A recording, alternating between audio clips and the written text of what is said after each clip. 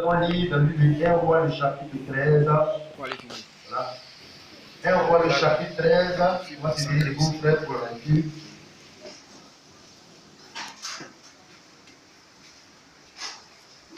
1 Roi, le chapitre 13, le verset 1. Frère Charles va aider à la lecture de la parole du Seigneur aussi. 1 Roi, le chapitre 13, à partir du verset 1 jusqu'au verset 10. Pendant qu'on est comme ça, debout, avec la Bible ouverte, je vous assure actuellement, on vient d'annoncer le décès des gens. Ça va aller au CHU. Les gens sont en train de pleurer dans les salles. C'est comme ça là-bas, hein. Chaque 30 minutes, chaque 20 minutes, les gens pleurent ici. Les gens poussent la Bible là, on fait sortir les corps. Même quand on est arrivé, les lits là, il y a qui est fatigué, c'est comme ça. Donc pendant que toi, tu es en train de demander la Bible, la parole de Dieu, pour avoir la vie éternelle, pour sauver, pour parler au Seigneur, l'autre là, lui, il vient de rater l'occasion, il est mort comme cela. Hier samedi, il y a eu des enterrements. Avant de vendredi, il y a eu des corps. Et c'est comme ça chaque jour. Chaque jour, les fonctionnaires, la carrière bien communauté. Fais au funérailles de ton collègue, maman de ton collègue, au village chez toi-même. La vie est devenue comme ça, c'est la mort, ça meurt, ça meurt, ça meurt. Bien aimés frères, nous on sait que le temps que Dieu nous donne, c'est de nous préparer avant. La retraite se prépare, mais la vraie retraite, c'est la mort. Il faut préparer mon frère, monsieur. 1 Roi chapitre 13, verset 1, frère Charles, pour la lecture de la parole du Seigneur. 1 Roi le chapitre 13, verset 1 à 10. Voici, un homme de Dieu arriva de Juda à Bethel à la parole de l'Éternel. Pendant que Jéroboam se tenait à l'autel du milieu des parfums, il cria contre l'autel par la bouche de l'Éternel et dit: Autel, autel, ainsi parle l'Éternel. Voici, il laissa un fils à la maison de David. Son nom sera Josias. Il moulera sur toi des prêtres, des hauts lieux, il brûle sur toi des parfums. Et l'on moulera sur toi des ossements d'hommes. Et le même jour, il donna un signe en disant: C'est ici le signe que l'Éternel a parlé. Voici, l'autel se fendra, et la cendre qui est dessus sera répandue. Le verset 4. Lorsque le roi entendit la parole que l'homme de Dieu avait crié contre l'autel de Bethel, il avança la main dessus l'autel en disant: Saisissez-le. Et la main de Jéroboam avait étendu contre lui, et sèche, et il ne put la ramener à soi. Le verset 5. L'autel se fondit, et la cendre qui était dessus fut répandue, selon le signe qu'avait donné l'homme de Dieu à la parole de l'Éternel. Je lis le verset 6. Alors le roi prit la parole et dit à l'homme de Dieu: Implore l'Éternel ton Dieu de plus pour moi, afin que je puisse retirer ma main. L'homme de Dieu implora l'Éternel, et le roi put retirer sa main, qui fut comme auparavant. Le roi dit à l'homme de Dieu: Entre avec moi dans la maison, tu prendras quelques nourritures, et je te donnerai un présent. L'homme de Dieu dit au roi: Quand tu me donneras la moitié de ta maison, je n'entrerai pas avec toi, je ne demanderai point de pain, et je ne boirai point d'eau dans ce lieu-ci. Car cet ordre m'a été donné par la parole de l'Éternel: tu ne mangeras point de pain et tu ne boiras point d'eau, et tu ne prendras pas à ton retour le chemin par lequel tu seras allé. Et il s'en alla par un autre chemin. Il ne prit pas à son retour le chemin par lequel il était venu à Bethel. Que le Seigneur ajoute sa bénédiction à la parole de Dieu et à ton cœur au nom de Jésus. Dis Amen. Que ça soit fait. Voilà, cette lecture est longue. Je voudrais donner un thème à ce message, à prêcher. C'est: ne te détourne pas du chemin que Dieu t'a ordonné de suivre. Ne te détourne pas du chemin que Dieu t'a ordonné de suivre. Je voulais prendre un peu l'historique et rappeler un peu qu'on avait prêché un peu, voilà, cette situation un peu, 1 Roi chapitre 12, puis on arrive au chapitre 13. N'oubliez pas, c'est 1 Roi chapitre 12, c'est là que le peuple d'Israël a été scindé et divisé en deux royaumes. Le royaume de Juda, composé de deux tribus, Juda et Benjamin, dirigé par le roi Roboam, fils de Salomon, et le deuxième royaume, composé de 10 tribus, dirigé par Jéroboam, après la mort de Salomon. Et nous avons vu que Jéroboam, qui avait 10 tribus, tu vois, il ne voulait pas que le peuple qui était sous son autorité veuille basculer vers son ennemi, on peut dire, vers l'autre royaume. Or, notre royaume devait toujours aller à Jérusalem. Tout le peuple devait aller à Jérusalem pour adorer selon la parole de l'Éternel. Donc Jéroboam va instaurer, instituer une adoration parallèle, va créer le veau d'or, une conception de Dieu qui n'a rien à voir avec ce qui depuis les Salomon et David fait à Jérusalem, pour que les gens restent toujours là sous son autorité, selon son intérêt personnel, sa vision personnelle. Donc il va instaurer un nouveau système qui va faire que les gens, au lieu d'aller adorer à Jérusalem, vont adorer dans les villes qui sont autorité. Il va créer des dénominations, des systèmes, des hauts lieux, des veaux d'or dans différents endroits. Et donc les gens étaient en même temps obligés de rester là parce qu'ils croyaient que c'est le même Dieu qu'à Jérusalem. Oh, c'est le même Dieu là. Oh, ce n'était pas le même Dieu. Le Dieu que Jéroboam avait inventé, c'était un faux Dieu, une fausse adoration. Quand Jéroboam faisait ça, il avait fabriqué aussi ses sacrificateurs, ses hommes de Dieu, ses principes. Lui-même, il n'était pas sacrificateur, il était roi. Lui-même, il s'était autorisé à brûler le parfum sur l'autel. C'est qu'il n'avait pas le droit de faire selon la parole de Dieu. Mais comme c'est son église, comme c'est son adoration, donc il a créé, donc c'était Dieu qui a dit, dans son église, dans son système, c'est permis. Alléluia. Et on a donné l'explication de ce que les gens doivent comprendre que non, il n'y a pas plusieurs églises. À l'église de Jésus-Christ, à cause de cette église de Jésus-Christ, Satan et ses serviteurs de Dieu qu'il a créés avec la forte onction, ils ont aussi créé l'église parallèle. Dans l'église parallèle, on s'habille comme on veut. Femme et pasteur, on fait ce qu'on veut, mais c'est différent de la vraie église de Jésus qui a parti avec les apôtres. Alléluia. Voilà pourquoi il ne faut pas chercher église pour chercher église. Il faut chercher une église qui sont le prédécesseur parce qu'il y a des parallèles qui ont été créés. Et c'est ce que Jéroboam avait fait. Et quand Jéroboam a fait cela, Dieu va envoyer un homme de Dieu vers Jéroboam, pas vers Roboam, pas vers les gens de Jérusalem. Il va envoyer un homme de Dieu qui va aller crier contre Jéroboam, contre son système, et condamner ce qu'il est en train de faire.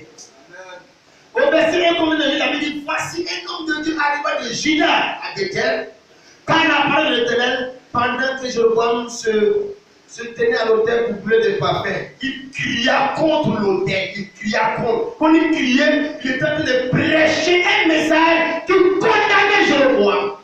On dit un homme de Dieu. Vous voyez, un homme de Dieu n'est pas là seulement pour crier, prêcher contre le péché, le monde, les choses du monde, mais il doit aussi être envoyé par Dieu pour crier contre les fausses adorations parallèles. Alléluia.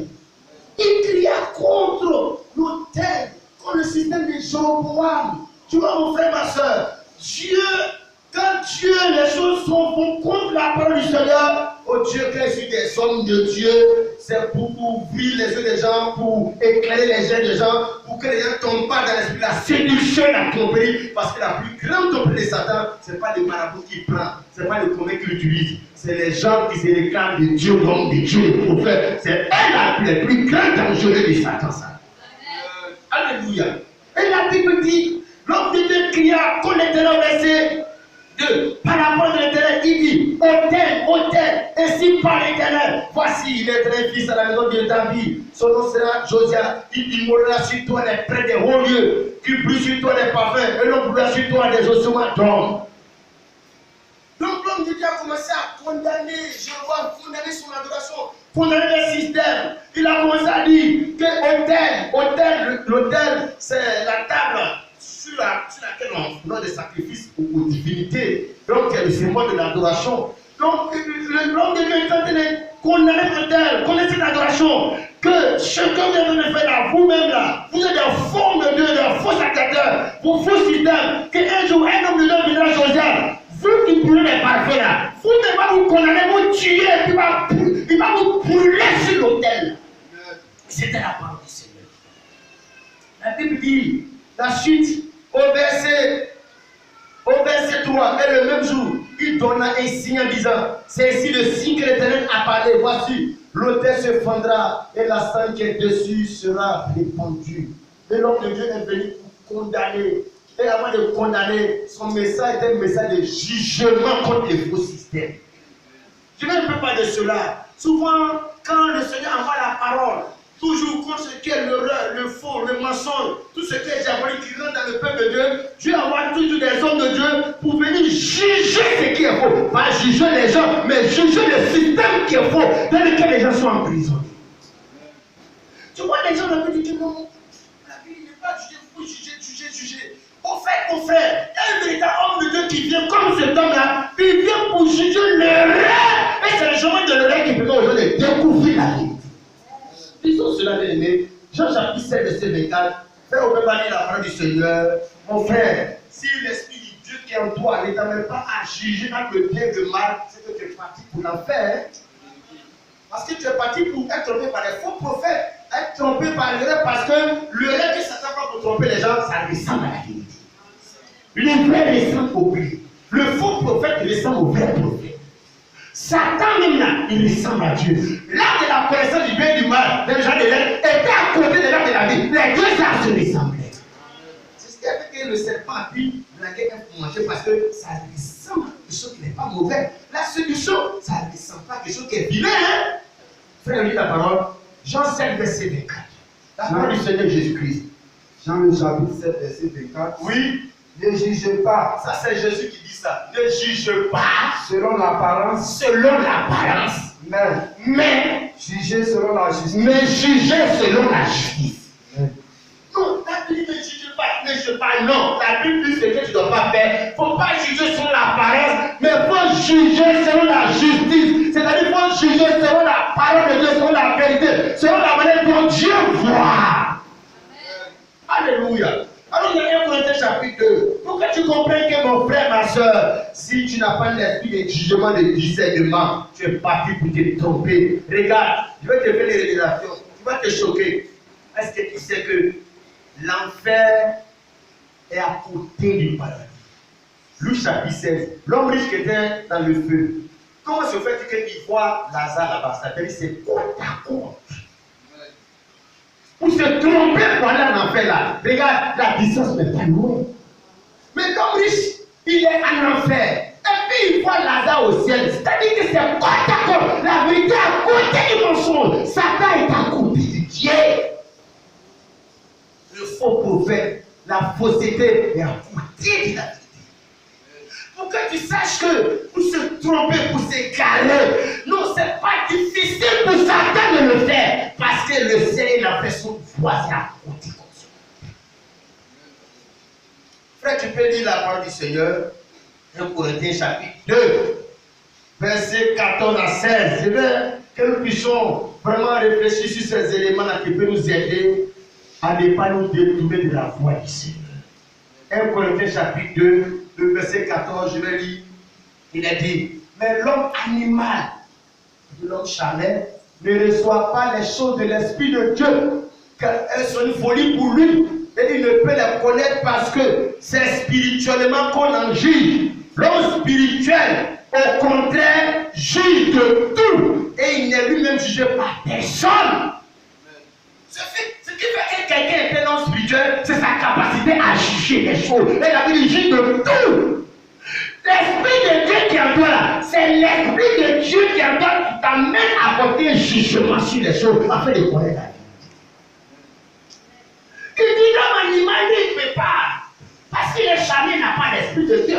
Il est charmé, il ne comprend pas les choses de Dieu. Parce que mais l'homme animal ne reçoit pas les choses de l'Esprit de Dieu, car elles sont une folie pour lui, et il ne peut la connaître parce que c'est spirituellement quoi en juge.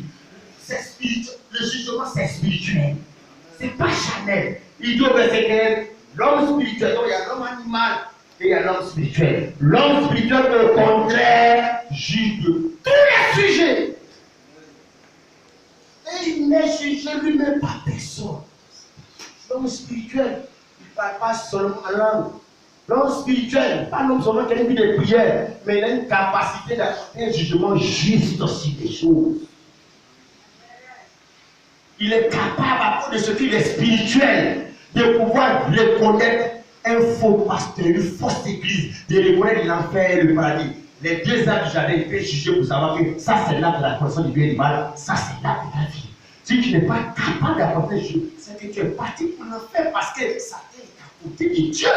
Quand Job était à l'épreuve, la Bible dit Satan est venu se présenter parmi les filles de Dieu et Dieu posait à Job pour dire est-ce que tu as vu mon secteur? Pour dire que Satan est à côté de Dieu. Si tu n'as pas l'esprit de jugement, il te dit les faux prophètes, la force de l'esprit d'également va te frapper mal. Même Satan va te monter des songes parce que Jésus a gelé dans le désert 40 jours. Mais ça n'a pas empêché Satan de venir le soulever, lui montrer les choses dans la séduction. Mais c'est parce que l'esprit de jugement est là qu'il a dit l'homme ne vivra pas de pain seulement de toute parole. Parce que si tu gênes sans avoir l'esprit de jugement, tu es foutu. Le diable va te montrer les songes invisibles. On est dans les derniers temps, les temps les plus dangereux, frère. Cet esprit-là doit t'habiter. C'est ça qui va te faire déconner Satan. Alléluia. Lisons encore bien le frère, 1 Corinthiens chapitre 6. 1 Corinthiens chapitre 6. Les enfants de Dieu ne sont pas des moutons, on est des brebis. Parce que brebis et mouton, il y a une différence. La brebis a l'esprit du Seigneur dit, les brebis entendent ma voix. Mais le mouton, c'est un mouton. Et le mouton ne juge pas, un mouton les blague, un mouton les trompe. Tu vas dire que non, on cherche là pour acheter un mouton, pas pour devenir mouton. Mais il y a des gens qui se sont laissés être moutons dans les choses de Dieu. Regarde ton âme là, les gens sont amenés en enfer. Si tu es une brebis, non, tu ne peux pas te laisser blaguer parce que tu connais la voix du Seigneur. Alléluia. 1 Corinthiens le chapitre 6, verset 2. Nous sommes des gens qui jugent. Nous sommes des gens qui jugent dans la politique, on juge. Nous sommes des gens qui jugeons à l'école, au travail. Pourquoi? Il sait que tricher. Regardez sur mon voisin. L'esprit de Dieu, moi, je juge que ça, c'est le péché. Que je m'aille payer mes habits. Le monsieur me les habits. Liquider. Je vois que c'est moins cher, les gens viennent. Mais quand ils viennent, moi, ils ne viennent pas comme les autres. Ils viennent l'esprit de jugement. Mais à qui ça là? Ça me plaque, c'est courant, ça fait sortir mon corps. L'autre a dit, paye seulement. Mais moi, j'ai un esprit qui juge les choses. Les gens sont des moutons, ils jugent. C'est même les choses à l'amour, les enfants. Mais celui là intéressant tout le monde dans ce qu'il fait. Non, l'esprit de Dieu en toi, l'homme spirituel juge des choses d'abord. Comment c'est lancé dedans? 1 Corinthiens le chapitre 6, verset 2 dit ceci. Ne savez-vous pas que les saints jugeront le monde? Les saints là, c'est les chrétiens. On ne doit pas juger, on ne doit pas juger la Bible. Vous ne savez pas que les saints vont juger le monde? Si c'est par nous, par vous, que le monde est jugé, est-ce vous indigne de rendre les mots de jugement?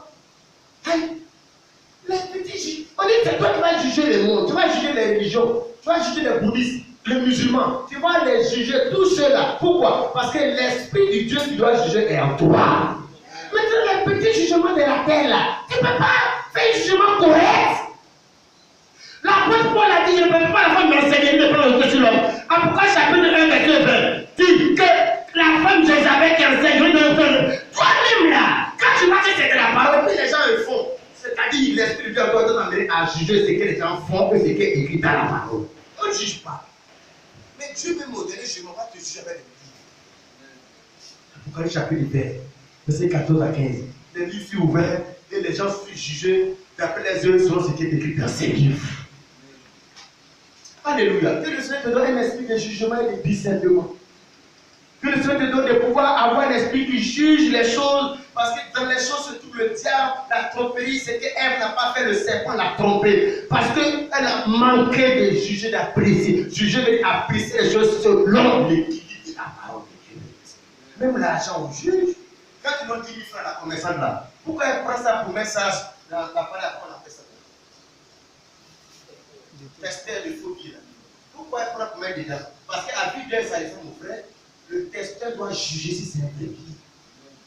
Mais si les hommes naturellement font les choses comme ça pour l'argent, même pour ton âme, l'esprit de Dieu en toi doit t'emmener à tester. Le testeur, c'est les Écritures. Ma fille, elle met 10 000 francs, elle 10 000, ça laisse ma vraie bien les 10 000. C'est la même chose. Le faux, ça se ressemble. Mais le seul testeur qui peut éprouver ces choses-là, c'est le scanner de la parole de Dieu. 1 Corinthiens chapitre 6, verset 2, ne savez-vous pas que les saints jugeront le monde? Et si c'est par vous que le monde est jugé, êtes-vous indignerez le moins jugement?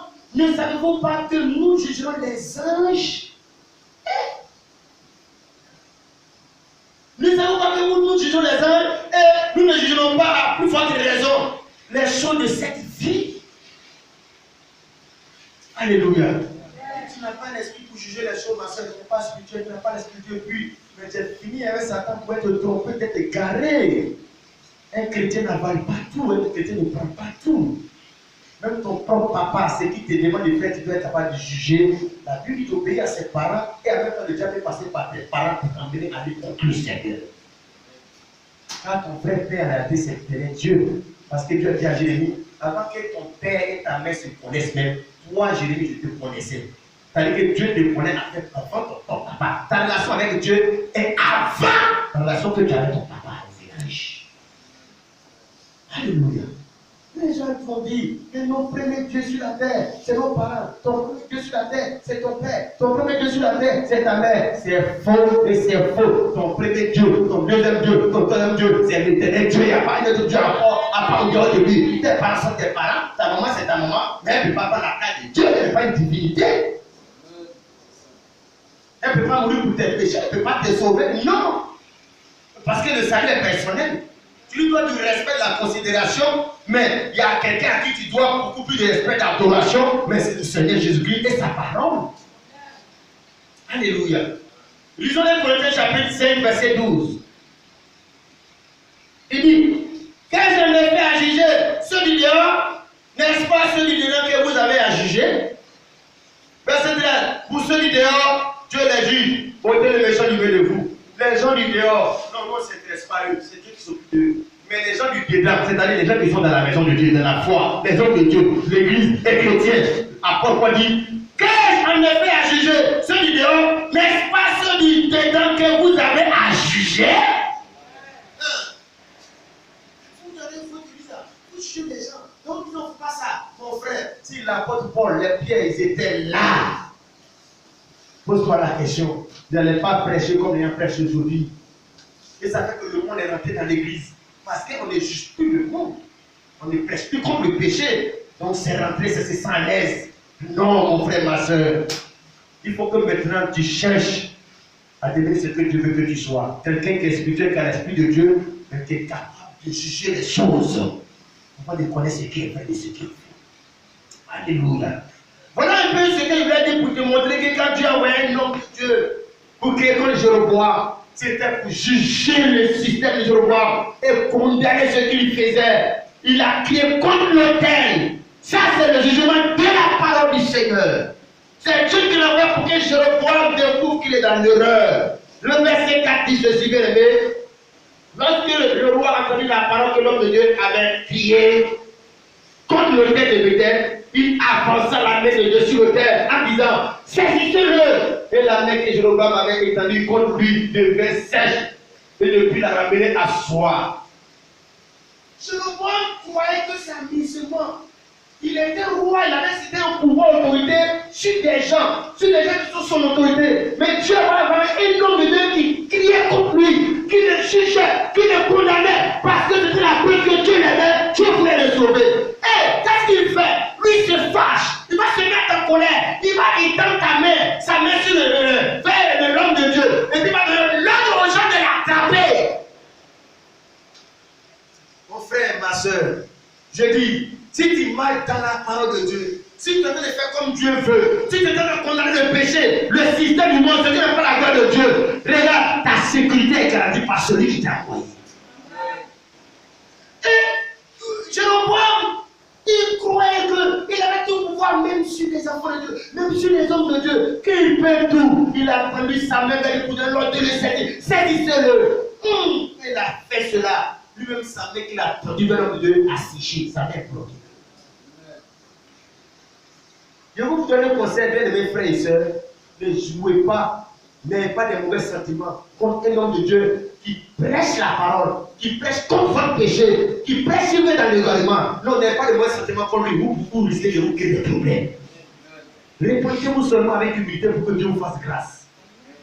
Mais malheureusement, les gens qui vous aiment, parce que quelqu'un qui t'aime, c'est celui qui te dit la vérité. Les gens qui veulent que vous soyez sauvés, pour laisser les gens vous manipuler, pour être contre eux, pour les calomnier, pour les critiquer, pour les juger, pour les en vouloir. C'est ce que Jéroboam a fait. Quand il s'est amusé, sa main a séché. Oh, l'homme de Dieu était venu pour l'aider, pour les sauver.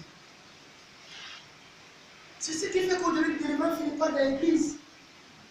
Les gens font ça tire des malédictions, des mauvaises choses qui disent sur les hommes de Dieu, après qui disent dans l'église, votre église, où il y a des diables. Tu ne sais pas spirituellement ce que tu avais comme connaissance. On ne joue pas avec les hommes de Dieu qui prêchent et qui est vrai. Les gens ont tendance à respecter les hommes de de Dieu, les boucantés, les menteurs, les chocos, les marmailleurs, et puis à vilipender, à piétiner les véritables qui viennent avec la parole. Tu honores les faux prophètes, ceux qui vont en faire, qui vous escortent, ils volent votre argent, ils vous manipulent. Mais ceux qui vous disent la vérité de Dieu, vous voulez monter sur parce que ils ne veulent pas être des gens qui blaguent, ils veulent être comme vos frères. Mais quand tu veux être frère, quand les gens veulent, non, frère, on est frère, franchement, les gens ont tendance à ne pas respecter ces hommes de Dieu là. Ils veulent des hommes de Dieu qui sont comme des chiens qui viennent de roi, qui font peur. Non, un homme de Dieu, il est homme de Dieu, mais malheureusement, les gens sont devenus des dieux de l'homme. Non, il faut qu'on soit des hommes de Dieu, pas des dieux des hommes. Est-ce que les gens veulent dans l'église? Ils n'ont pas peur des hommes de Dieu qui les respectent, qui sont les frères, qui sont avec eux, voilà, ils aiment les hommes de Dieu qui les terrorisent, qui les mettent sur discipline, qui sur eux, qui les manipulent, qui sont des dieux. Est-ce qu'il y a une dénomination, le pasteur fondateur de l'église, s'il dit qu'il y a une évaluation de la jeunesse, et puis les gens ne vont pas partir, qu'est-ce qu'il va faire? Non, il va crier sur vous, mais sous discipline, toi là, tu n'es pas dans l'évaluation hier, est-ce que les gens veulent? Non, nous on ne va pas servir Dieu comme cela. Nous on va te mettre devant ta responsabilité de la parole de Dieu, pour montrer l'amour que tu as eu pour toi, avec toute ta reconnaissance. On ne va pas te faire la police, le salaire personnel. Dieu, il dit, Dieu n'aime pas celui qui donne avec obligation contraire, il aime celui qui donne avec joie, celui qui fait le bien avec joie. Non, les gens voudraient qu'on les force à donner. Donner, donne ton argent. Si tu ne donnes pas, ton offrande, malédiction, ça. Non, si tu rentres dans ces choses, tu es obligé à faire le de Dieu. C'est que tu es tombé, c'est que tu ne peux même pas être sauvé, c'est que c'est fini pour toi. Parce que Dieu aime celui qui donne son offrande, son adoration, ton temps avec joie. Alléluia. Tu vois, ils ne sont pas à l'aise. Quand tu vas au travail à 5 heures, tu es à l'aise, ton patron te voit. Est-ce que tu sais que Dieu est ton grand patron? Il t'a mis dans son entreprise, regarde. Un jour tu vas laisser le petit salaire que tu as là sur la terre, un jour tu vas laisser peut-être que tu es sur la terre. On va aller pour avoir les grands salaires, les vrais salaires aussi. Il va appeler les gens. Oui, mon frère, oui, monsieur, oui, ma tante, il t'avait donné un talent. Qu'est-ce que tu en as fait? Oui, c'est que tu m'avais donné un talent, mais j'ai eu peur, j'ai gardé le talent, voilà un talent. Puis avant, méchant serviteur, j'étais dans le feu là-bas. Les gens ne vont pas aller en affaire seulement parce que c'était les prostituées, mais parce qu'ils ont mal servi le Seigneur. Disons cela bien les frères. Tous ceux qui vont aller au ciel en enfer, ce n'est pas parce que c'était des bouddhistes, et tous n'étaient pas des prostituées. Mais il y avait des gens qui étaient des chrétiens, mais ils ont été chassés du ciel à cause de la mauvaise adoration de Dieu, alors qu'ils se battaient bien à l'école, faisaient bien le travail. Alléluia. Donc, cela vient les frères dans la parabole des talents. Et tu vas comprendre que, mais ce n'est pas du jeu. C'est sérieux ce que nous sommes en train de dire. Lisons dans le livre de Matthieu.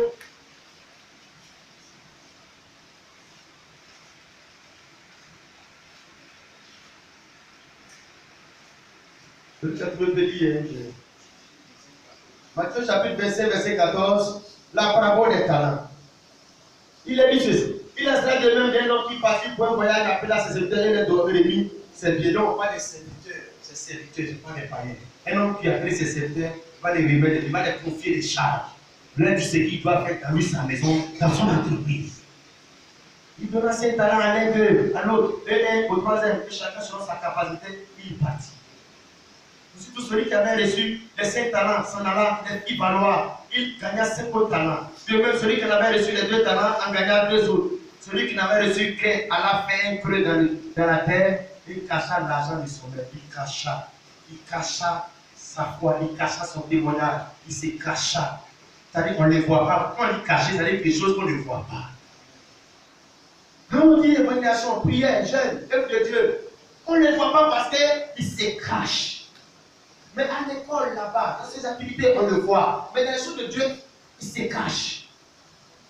La Bible dit, au verset 22, verset 21, son maître dit, non, verset 19, longtemps après, le maître de la maison de ses serviteurs revint et leur fit rendre compte. Le service de Dieu va rendre compte. L'œuvre de Dieu va rendre compte. Le talent que Dieu m'a donné, je vais rendre compte. La parole de Dieu que j'ai entendue, je vais rendre compte de ce que j'ai fait de cela. Le païen rendra compte, le chrétien rendra compte. Celui qui avait reçu les 5 talents s'approchant en abordant 5 autres talents et dit Seigneur, tu m'avais remis 5 talents, voici j'avais gagné 5 autres. Au niveau des commerces, c'est comme ça il faisait. Au niveau des études, j'étais au CPS, au CP2, jusqu'à l'université. Donc, les choses de la vie, j'ai grandi dedans. Ça veut dire que les choses de Dieu, c'est pas acceptable que Dieu les permette. Dieu accepte que je ne grandisse pas, je ne évolue pas, je ne recommande pas, je ne passe pas les bénéfices. J'ai eu 5, il y a eu 5 encore dessus. Et la Bible dit, son père lui dit, c'est bien. Bon, les fidèles serviteurs, tu as été fidèle en peu de choses, je te confierai beaucoup, dans la joie de ton père. Celui qui avait reçu les 2 talents s'approcha aussi, il dit, Seigneur, tu m'as remis 2 talents, voici, j'en ai gagné 2 autres. Son père lui dit, c'est bien, bon fidèle serviteur, tu as été fidèle en peu de choses, je te donnerai beaucoup, dans la joie de ton père. Celui qui n'avait reçu qu'un talent s'approcha ensuite et il dit, Seigneur, je savais que tu es un homme dur, qui moissonne où tu n'as pas semé et qui amasse où tu n'as pas vanné. J'ai eu peur, je suis allé cacher ton talent dans la terre. Voici, prends ce qui est à toi. Son maître lui répondit, serviteur méchant et paresseux. Qu'est-ce que c'était la méchanceté? La méchanceté, c'est pas quand on te demande l'argent, tu ne donnes pas aux gens, à tes amis. La méchanceté, c'est la méchanceté envers Dieu qui te donne la santé. La méchanceté envers Dieu qui te donne des enfants parce qu'il y a des gens qui n'ont pas d'enfants. La méchanceté envers Dieu qui te donne l'argent parce que l'argent, c'est Dieu qui te donne. Ce de quoi nous devons être délivrés, laissons Satan. Il est un homme vaincu qui n'a plus le pouvoir. Tu dois être délivré de toi-même parce que ce n'est pas un esprit méchant qui est en toi, c'est toi-même qui es méchant envers le Seigneur. Envers les choses du Seigneur. Il dit serviteur méchant et paresseux. Parce que quand il s'agit de toi-même, tu n'es pas paresseux. Quand il s'agit de tes enfants et de ta famille, tu n'es pas paresseux. Quand il s'agit de Dieu, des choses de Dieu, tu es paresseux. Tu touches des excuses, tu es méchant, tu es paresseux. Quel est son son? Il va être sauvé, on va donner bien au ciel là-bas.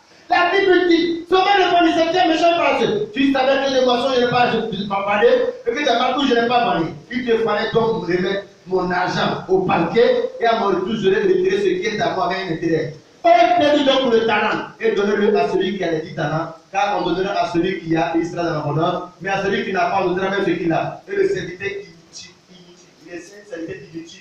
Il n'est pas utile pour l'homme de Dieu, il n'est pas utile pour les frères Christ, il n'est pas utile pour l'homme de Dieu, il n'est pas utile pour l'évangélisation.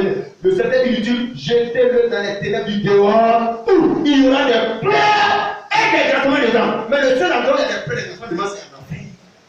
Qu'est-ce que veut ce message en enfer? La mauvaise manière de servir le Seigneur.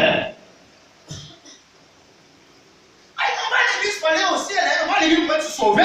Donc on prêche pour que les gens abandonnent le péché, abandonnent les choses du monde, mais on prêche pour que les gens abandonnent la mauvaise manière de servir Dieu. Alors qu'ils ont de bonnes manières pour eux-mêmes, pour les familles, pour les études. Le jour du bac là, pourquoi tu ne vas pas en retard? Le jour du bac, pendant que les gens sont en retard, pourquoi tu ne dois pas? Si tu dois à l'église, tu dois donner le jour du bac. S'il pleut le jour du bac, tu ne vas pas partir. Mais quand il pleut le jour où on va à l'église, il nous fait chaud. Et puis tu ne vois pas. Dieu va regarder ça pour te dire, tu es méchant et puis tu es paresseux. Alléluia. Frères et sœurs, voilà ce que je vais t'amener à faire afin que tu réalises que le salut est sauvé. C'est la plus grande des choses que nous devons rechercher. C'est pourquoi nous vivons c'est le salut. Et la Bible dit, bien aimés frères, que cet homme, l'homme de Dieu, est venu prêcher pour aider Jéroboam.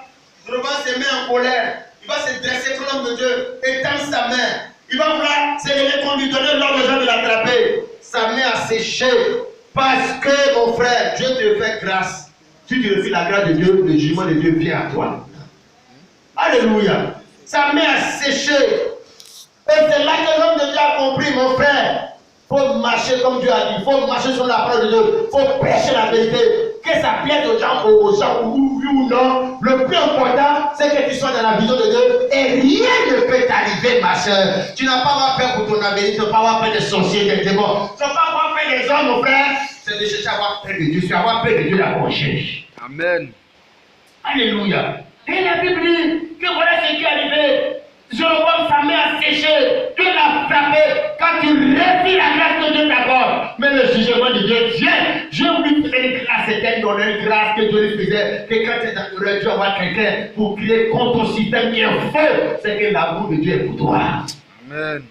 Alléluia. Et il s'est mis à sécher. Et il était en difficulté. Regarde ce qu'il dit au verset 6. Alors le roi prit la parole et dit à l'homme de Dieu, implore l'Éternel, ton Dieu, et prie pour moi, afin que je puisse retirer ma main. L'homme de Dieu implora l'Éternel, et le roi put retirer sa main, qui fut comme auparavant. Il a commencé à se repentir. Il a commencé à voir que quelqu'un est venu m'aider, et moi je suis en train de lui faire du mal, m'insulter. Je suis en train d'avoir des mots envers lui. Et je bâtis des malédictions. Regarde ce qui m'est arrivé. Il a commencé à demander pardon à l'homme de Dieu. Que l'homme de Dieu prie pour lui, pour que sa main qui a séché puisse devenir comme avant. Amen. L'homme de Dieu a pris sa main et il devenu comme avant. Si ces choses sont écrites dans la Bible, mon frère, et Dieu a frappé les gens comme cela, si Dieu te laisse comme ça, si les malédictions ne t'arrivent pas, quand tu te comportes vis-à-vis de la parole de Dieu, quand les gens veulent te sauver, t'amener au ciel, regarde, c'est que Dieu t'a donné pardon sur le ciel. Peut-être que toi, ta main ne sèche pas, mais ta main vie ne sèche pas, mais tes finances sèchent, ta bénédiction, prospérité, ça sèche. Ça crée une sécheresse. Ce n'est pas tout que diable, nos comportements envers la vérité, la parole de Dieu et les véritables points, ça apporte une sécheresse. Ça. Ça apporte la pauvreté, la malédiction. Ça apporte des blocages. Amen. Alléluia. Amen. Regardons la suite, verset 7. Le roi dit à l'homme de Dieu, comme sa main a été guérie, sa main a été restaurée. Quand il s'est repenti, Dieu lui a fait grâce. Le roi dit à l'homme de Dieu, verset 7, entre avec moi dans la maison, tu prendras quelque nourriture et je te donnerai un présent. L'homme de Dieu dit au roi, quand tu me donneras la moitié de ta maison, je n'entrerai pas avec toi. Je ne mangerai point de ton pain et je ne boirai point d'eau dans ce lieu-ci. Car cet ordre m'a été donné par la parole de l'Éternel, tu ne mangeras point de pain et tu ne boiras point d'eau. Et tu ne prends pas à ton retour le chemin par lequel tu seras allé. Et s'en allant par notre chemin, il ne prit pas à son retour le chemin par lequel il était venu à Bethel. Donc quand Jéroboam a été délivré de cette sécheresse-là, il voulait être reconnaissant. Il voulait vraiment honorer l'homme de Dieu. Quand il a voulu, il s'était foutu de lui. Mais il veut se l'acheter pour l'honorer désormais. L'inviter à manger chez lui. L'inviter à lui faire un cadeau. Il a compris qu'un véritable Dieu qui t'envoie la parole pour te faire sortir de l'honneur des ténèbres, il mérite qu'on puisse l'honorer. Il a fait l'inverse, il a déshonoré, Dieu l'a frappé, Dieu s'est attrapé pour l'honorer. Et il invite l'homme de Dieu chez lui. L'homme de Dieu dit non, je ne veux pas aller chez toi. Même si tu me donnes la moitié de tes richesses et de tes biens, je ne vais pas partir chez toi. Je ne vais pas manger chez toi. Pourquoi? Parce que Dieu qui m'a envoyé prêcher comme cela, il m'a interdit de rentrer dans une maison, de manger, de boire, et puis il m'a interdit de retourner, à mon retour, de retourner par le chemin sur lequel je marche là. Dieu m'a interdit cela. Amen. Alléluia. Suis bien mon frère, on va rentrer dans notre dimension pour que tu comprennes que ce homme de Dieu, véritablement de Dieu qu'on voit ici là, donc Satan, le faux prophète, l'a mis à terre. Les hommes les plus dangereux que Satan utilise pour détruire, ce n'est pas les marabouts, les féticheurs, les spirituels, les musulmans, non.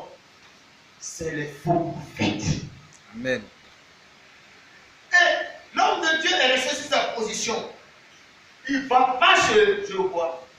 Parce que Dieu m'a interdit d'aller. Or, le monsieur a des besoins.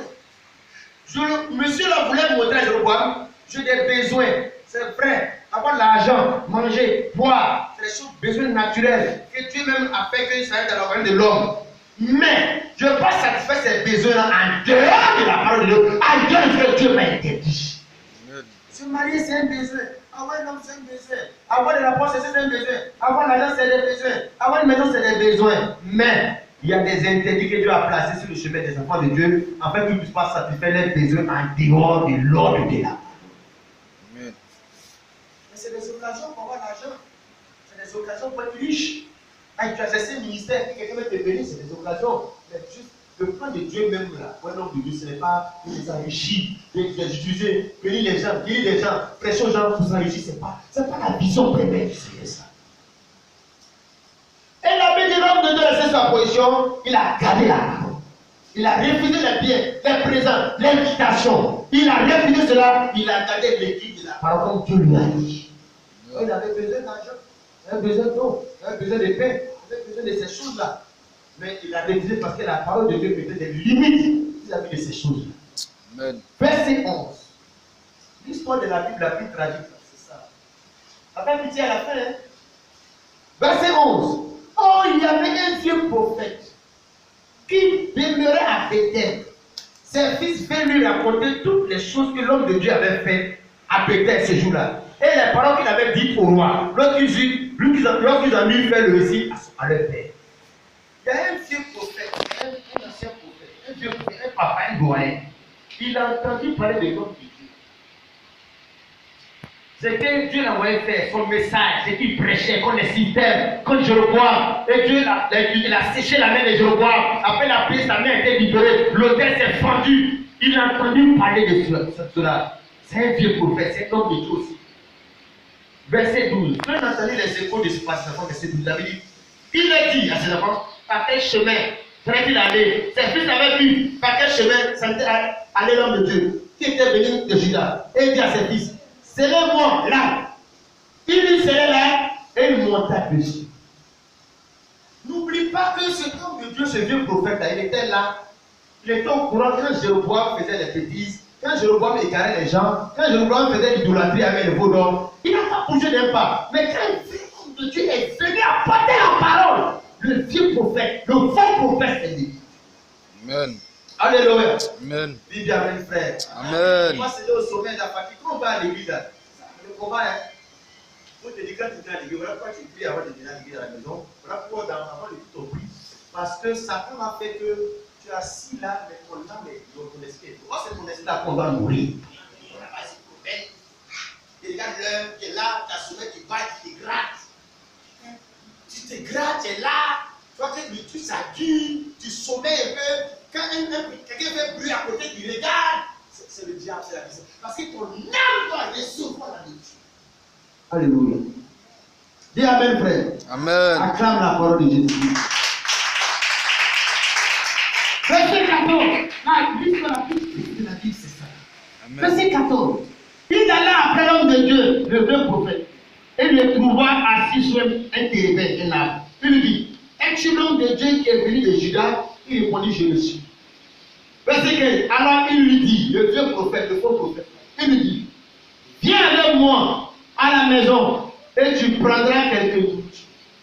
La même chose que Jéroboam lui a dit. C'est ça. Il a refusé parce qu'il a dit, Dieu l'avait dit. Le vieux prophète vient pour encore lui faire la même invitation. Regarde la suite. Verset 5. Mais il répondit, c'est l'homme de Dieu qui répond, je ne puis ni me retourner avec toi, ni entrer chez toi, je ne mangerai point de pain, je ne boirai point d'eau avec toi en celui-ci. Là, il est dans la parole. Là, il est dans la volonté de Dieu. Le vieux prophète, verset 17. Il dit, quand il m'a été dit, c'est le jeune prophète qui reprend encore. Quand il m'a été dit par le Seigneur, par la parole de l'Éternel, tu ne mangeras point de pain et tu ne boiras point d'eau et tu ne prendras pas à ton retour le chemin par lequel tu seras allé. Cette histoire a vraiment rappelé une causerie de quelqu'un avec quelqu'un. Le serpent ancien avec elle. Je dis qu'il y a rien de nouveau sous le soleil. Le serpent ancien s'appelle le fait que changer de corps. La même chose qu'il a dit à elle. Que Dieu a dit l'élément dit, et puis elle a dit, oui, Dieu a dit qu'on ne va pas manger des blagues là. Et puis là, elle continue, non, tu n'as pas dit comme cela. Dieu même sait que si vous mangez, vraiment. Donc, mon frère, ma soeur, je parle de la solution qui a fait que le péché est rentré. Et cette solution continue maintenant, c'est plus dangereux parce que ça a un visage religieux de prophète, onction, homme de Dieu, évangélique, pentecôtiste, parler en langue. Quand il m'a été dit, donc le jeune homme de Dieu, il reprend la parole, il met sa position dans la parole. Quand il m'a été dit par rapport à l'Éternel, tu ne mangeras point de pain, tu ne boiras point d'eau, et tu ne prendras pas à ton retour le chemin par lequel tu seras allé. Et il lui dit, le vieux prophète, et il lui dit, moi aussi je suis prophète comme toi. Et un ange m'a parlé de la part de Dieu. Et m'a dit, ramène-le avec toi dans ta maison et qu'il mange du pain et qu'il boive de l'eau. Il lui manquait. Comment Dieu peut compléter ça aux paroles? Question. Dieu a dit, Il ne faut pas aller chez quelqu'un manger pain, boire l'eau. Il ne faut pas le faire par le chemin là. Et le même Dieu va envoyer un autre ange quelque part, à un autre homme de Dieu, qui va venir dire quelque chose qui est différent. Frère, c'est le diable. Le diable est un esprit évangélique. Pourquoi? Parce que là où la parole de Dieu change, il ne faut pas discuter deux fois sur le diable. Dieu ne change pas ça. Le même Dieu qui a dit hier, dans Deutéronome 22, verset 5, une femme qui porte des vêtements d'homme, c'est une abomination. Le même Dieu là ne peut pas venir changer ça en attendant par un homme de Dieu. C'est le diable qui est en lui, c'est pas Dieu. Je vais te parler avec tout mon cœur pour te dire que Dieu veut te sauver, pas seulement te montrer que fétiche est mauvais, marabout est mauvais, il ne faut pas aller là-bas. Pour te dire que Satan même là, il sait que là-bas, on a déjà localisé. Mais Satan est rentré dans l'église dans une faute évangélique de prophète. Et donc c'est difficile qu'il soit localisé et identifié. Amen. C'est difficile aux gens, même quand on leur dit ça, quand il va dire que non, lui là, il va faire toi aussi. Lui là. Mais c'est ça qu'on appelle la séduction. C'est pas pour savoir que lui n'a pas fait c'est la parole de Dieu. Là où la parole de Dieu change, on change la parole de Dieu. Il faut te dire que c'est qu'il y a un faux prophète qui part. Il dit. Parce que le monsieur là, il vient séduire le jeune homme de Dieu, le vrai homme de Dieu, il vient crier contre l'autel de Jéroboam. Jéroboam est venir, l'onction a séché la main de Jéroboam. C'était vraiment un véritable homme de Dieu. Mais Satan n'aime pas les véritables hommes de Dieu, les véritables églises. Quand Jéroboam faisait les petits là, est-ce que les deux prophètes là, un an de Dieu lui a parlé pour dire Jéroboam, ce qu'il fait? Non, et ils sont là pour encourager le monde, le péché dans la vie des chrétiens. Mais quand tu veux aider les gens à quitter le péché, ces hommes de Dieu là t'attaquent. Ça. Tu dois connaître les hommes de Dieu qui t'aiment, qui vont te sauver. Et les hommes de Dieu qui vont te sauver, que tu as une affaire. Ah, une vieille prophète. Et Jéroboam faisait l'idolâtrie. Dans le coin là, tu étais là, tu l'as. Et même Dieu t'a pas envoyé vers lui. Et le vrai homme de Dieu a dit Jéroboam a quitté pour aimer la voix de Dieu. Et un ange t'a dit de l'inviter. Parole contre parole. Saint-Esprit contre Saint-Esprit. Vision contre vision. Ange de l'éternel contre ange de l'éternel. Verset contre verset. Ça, c'est le diable, ça. Je le prends pour toi. C'est juste pour la plus triste de la Bible. Quand tu lis ça, tu as peur. Pour toi-même. Que non, en fait, Dieu ne faut pas t'amuser. Il n'y a pas d'état de tous les sentiments. Ce n'est pas camarade dessus. Ce n'est pas ma maman, mon papa est dessus. Le sérieux impressionné et divisé. Je lis pour toi un verset du. Il lui dit, moi aussi, le vieux prophète, il dit, moi aussi. Je suis un prophète comme toi. Moi aussi. Je suis un évangéliste ici, je suis un verset. Moi aussi, je suis chrétien. Moi aussi. Et un ange. Un ange m'a parlé de la part de l'éternel. Les gens qui ont Dieu m'a dit, Dieu m'a révélé. Regarde, c'est là qui sont plagables facilement. Manipulables facilement. Si tu envoies un ange ne peut pas changer la parole de Dieu parce que tu es le patron des anges. Mon frère, là où la parole de Dieu est mise en cause, ce n'est pas Dieu m'a dit, c'est le diable qui t'a dit. Amen. Ça n'est pas bon. Il veut influencer les jeunes pasteurs. Un ange. Dieu m'a dit. Le Saint-Esprit me dit. L'Esprit de Dieu me dit. La solution va étudier les thèmes qui peut toucher, qui peut amener quelqu'un à abandonner la parole de Dieu et à considérer plus ce qu'un ange peut dire, un songe peut dire. Non, un songe ne peut pas être placé au-dessus de la parole de Dieu. Une vision, une révélation ne peut pas être placé au-dessus de la parole de Dieu. Non, si tu dois choisir les deux, choisir la parole parce que les songes et les visions passent, mais la parole de Dieu passe. Non, Dieu m'a parlé. Elle m'a dit, ramène-le avec toi dans ta maison et qu'il mange du pain et boit de l'eau. Il lui mentait. C'est toi et moi quand on lit cette histoire-là, c'est nous qu'on découvre qu'il mentait parce qu'elle avait dit il lui mentait. Mais si on était là, c'est sur quel élément tu vas te baser pour dire monsieur l'élément, vieux. Parce qu'on dit c'est un vieux prophète, donc c'est un papa, il est âgé. Est-ce que quand tu dis à maman à toi, avec son enquête, la voix là, tu dis que non, cette maman elle ne ment pas. Tu vois, pour dire que le diable a dit les éléments pour que tu saches que non. Non, il ne ment pas. L'église là, c'est dessous là longtemps. Le pasteur lui là, ne peut pas mentir. Le diable, il est un vieux prophète et puis le jeune pasteur devant le vieux là. Quand il ne regarde plus la parole, il regarde l'âge, il regarde le doyen. Amen. C'est pas l'affaire des doyens, c'est de regarder la parole. Parce que le diable d'un doyen fait des doyens un doyen menteur. Ça. Il lui mentait, c'est toi et puis moi, on voit qu'il ment parce qu'il écrit, il lui mentait. Mais qu'est-ce qui a fait que le jeune pasteur est tombé dans la solution? Il a regardé l'âge du prophète, c'est un vieux prophète. Puis moi, je suis petit, moi, je suis jeune.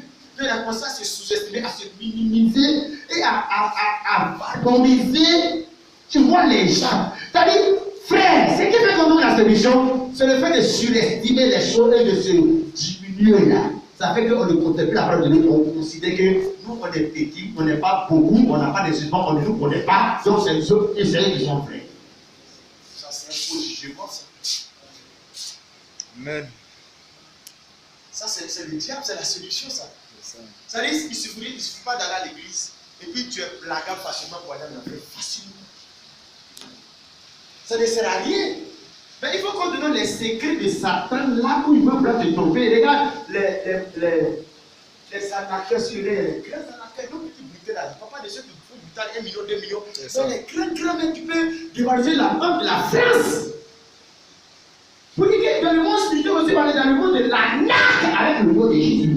Que ta vie dans ton âme, elle va prouver ça dans faire. Non, c'est un Dieu qui va marcher. Non, c'est là dehors. Dieu les parle. La Bible dit ceci. Quand il a fini de dire ça, il lui mentait. Donc, le prophète qui a relaté l'histoire, c'est lui qui explique que c'était un mensonge. Verset 19. L'homme de Dieu, le jeune véritable homme de Dieu qui a condamné Jéroboam, l'homme de Dieu retourna avec lui. Et il mangea du pain et but de l'eau dans sa maison.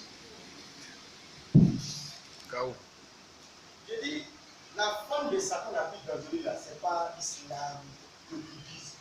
Sa forme la plus dangereuse, c'est sa forme évangélique et pentecôtiste. Le vêtement prophète, songe, vision, onction, miracle de Satan, c'est plus dangereux que tout. Toi, grand homme de Dieu là qui est venu affronter Jéroboam, tu as prêché ce qu'il faut, Jéroboam voulait badiner toi, sa main a séché, il t'a invité, tu as dit non, Dieu m'a interdit. Mais qu'est-ce qui fait que tu ne vas maintenant manger avec le monde là? Parce qu'il a dit, un ange de Dieu m'a dit. Ça. Il prend vision, songe, pour annuler la parole de Dieu. Et ce qui a fait qu'il a été influencé, c'est un vieux. Comme on a l'habitude de respecter les vieux, au village, les vieux, ça agit sur les gens, ça influence les gens. Quand tu vois un vieux, qui dit la vérité, qui a dit le vieux dit la vérité? Question. Quand ils sont là, c'est des menteurs, il y a plein de menteurs. Il y a plein de menteurs. Si tu as un neveu, tu es pas là avec ton papa, avec ton oncle, une grande personne. Tu demandes pardon là-bas. Un enfant qui n'a jamais raison devant son papa. Demande-lui pardon. C'est pas comme ça que juge. Si le papa tort, le papa doit donner pardon à son enfant, selon la parole de Dieu et dans la justice. Amen. C'est des menteurs, c'est des choses, ça n'a rien à voir à la parole de Dieu. Et souvent, les gens sont vieux, ça ne veut pas dire qu'ils sont sages. La vieillesse n'est pas une de sagesse. La sagesse, c'est l'esprit de Dieu. Et donc, il fait que les sages. Amen. Allez adonner des fétiches, vois la sagesse. Allez faire les sacrifices humains, vois la sagesse. Après, il s'agit là-dedans. La sagesse de Dieu, c'est l'esprit de Dieu. Même si tu as 18 ans, on n'a pas des dieux noirs, des Josias, tu avais 7 ans, 8 ans, 12 ans. J'avais la sagesse de Dieu avec les petits âges. L'homme de Dieu va écouter le vieux prophète. Qu'est-ce qu'il a influencé? Le vieux prophète, c'est un ancien dans le ministère. Il a l'expérience. Il est avant lui. Deuxièmement, Dieu m'a dit, un ange de Dieu m'a dit, le Saint-Esprit me dit, Dieu me dit. Il a utilisé ça pour influencer le petit là. Puis c'est dit que, c'est que Dieu vraiment lui a parlé. C'est ça. C'est que Dieu lui a parlé. S'il dit ça, c'est que Dieu lui a parlé. Troisième élément qu'il a influencé, regarde c'est là, la Bible dit ceci. Verset 13, et il dit à ses fils, le vieux prophète menteur, scellez-moi l'âne, et lui scellait l'âne, et il monta dessus. Le vieux prophète avait un âne, ce qu'il est monté. À l'époque, l'âne était comme une voiture. À l'époque, c'est comme si un homme de Dieu qui est véhiculé. Et puis lui, un vrai homme de Dieu qui marche à pied. Toi, tu es galéré, tu marches à pied. Tu es un vrai homme de Dieu. Mais comme l'autre, il est dans sa carte là depuis il ça t'influence. Parce qu'à l'époque, un âne, c'est pas tout le monde qui avait expliqué un âne. Un âne, c'était comme un moyen de transport, un véhicule. Donc ce vieux prophète, il a voiture, il a un âne. Ça. Donc déjà, c'est influence, c'est que Dieu avait connu. Nous, on n'a rien vu là. Dieu l'a béni la voiture. il est vieux, il a l'expérience, c'est un ancien. Il a tué dans le ministère, il connaît que moi. Toi, un ange m'a dit, Dieu m'a dit. Ah. Oui, il a mis la parole de Dieu, il a mis la parole de Dieu de côté. Mais ça n'a rien à voir, bénédiction matérielle. Tu peux avoir l'argent, tu peux avoir tout, les grandes assemblées, 100 000 membres, et puis quand même tout cela va en fait dans le fond. C'est ça. Non, le diable s'est dit, mais pourquoi le vieux là, il n'a pas marché pour venir à pied? Parce qu'il sait que c'est des choses qui influencent les gens. Ça. Quand tu veux breaker une fille, il faut marcher à pied, et puis ton ami regarde, quand ta pied, il casse son pipi. Comment ça va? Tu vas où? Moi je te dis. Ça influence naturellement. Oui. Ça a un impact. Que le pasteur a les âmes. Dieu lui a dit, puis c'est un ancien, c'est un vieux. On n'est que moi. Moi, je ne marche pas et pas. Et puis, il avait trouvé le jeune homme de Dieu sur un arbre. C'est-à-dire, il a marché, il a gratté, il a barboté qu'elle est fatiguée. Il est en train de se reposer un peu, il transpire. Puis, il avait un âne avec 4x4. Amen. Mais ça, c'est Dieu qui veut que le gars n'ait qu'à aller me donner qu'à voir, je suis fatigué. C'est Dieu vraiment qui veut voir le besoin. C'est Dieu qui est allé. Il a commencé à chemin dans le cœur. Il a laissé la parole de Dieu. Il est retourné sur le chemin que Dieu a pouvoir retourner dessus. Il a laissé s'asseoir dans la main de l'homme de Dieu. Il va manger, il va boire. Voilà où beaucoup d'hommes sont tombés, beaucoup de chrétiens sont tombés, beaucoup d'églises sont tombées. Le diable a fait tomber plein. On n'a pas les qui sont devenus des sorciers. Ils continuent l'œuvre de Dieu, mais à terre, ils sont à terre. Ça. Regarde la chute, j'ai dit, c'est l'histoire la plus triste de la Bible. Plein sont dans le message.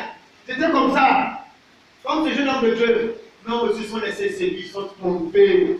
Ils ont abandonné la foi, abandonné le message, abandonné tout. Et là, disons bien les frères. C'est le temps de la fin. Et le temps de la fin, le diable a besoin de frapper fort les faux prophètes parce qu'il n'y a plus de temps pour lui. Donc tout son cassage a été sans lui. Amen. Oh, il faut regarder la télévision, les bénéfices, il faut regarder les pubs. Mais tu vois les villages, les témoignages, pas possible. C'est ça. Pose-toi la question, quelle est la parole de Dieu qui est tout ça? C'est où? Mais les gens te donnent les révélations, même si tu as 10 000 francs, 10 250, on va te donner la révélation, ta dame et les 100 euros te font. Tout est clair. Mon frère, on est dans l'âge le plus dangereux de l'église, l'âge de la séduction. Amen. Et la parole que Dieu a dit au commencement, est-ce que Dieu touche sa parole au profit de toutes ces révélations? Donc, la parole de Dieu ne change pas. La parole de Dieu est au-dessus des sons, des visions, des révélations. Amen. La plus grande prophétie, c'est la Bible. Amen. L'esprit de la prophétie, c'est les Écritures. Amen. La Bible dit, le verset 20, ils sont allés à table. Ils vont aller manger avec ce pasteur dénominationnel, ce pasteur mystique. Rentrer dans son église. Rentrer dans son système. Ça veut dire que ce pasteur, ce vieux prophète, quand l'homme de Dieu condamne le système de Jéhovah, c'est un réseau de Satan. Satan s'est activé son serviteur prophète. Parce que façon il est venu détruire le système de Satan dans les Jéhovah, Satan va s'élever sur une forme de plan divin. C'est ça. Verset 20, ils vont aller dans la main de l'homme de Dieu. Regarde, Dieu est mystérieux, frère. Verset 20. Comme ils étaient assis à table, le vieux prophète, plus le frère de Dieu, quand ils sont allés s'asseoir dans la main de l'homme de Dieu, Dieu va parler maintenant. Le frère esprit de Dieu va tomber sur le vieux prophète, parler à l'homme de Dieu, le petit là. Comme ils étaient assis à table, la parole de l'Éternel fut adressée au prophète qu'il avait ramené. Dieu est souverain, le faux prophète là. Dieu va l'amener maintenant à parler vraiment de sa part à qui? Au petit pasteur qui était dans la vérité, qui s'est laissé séduire.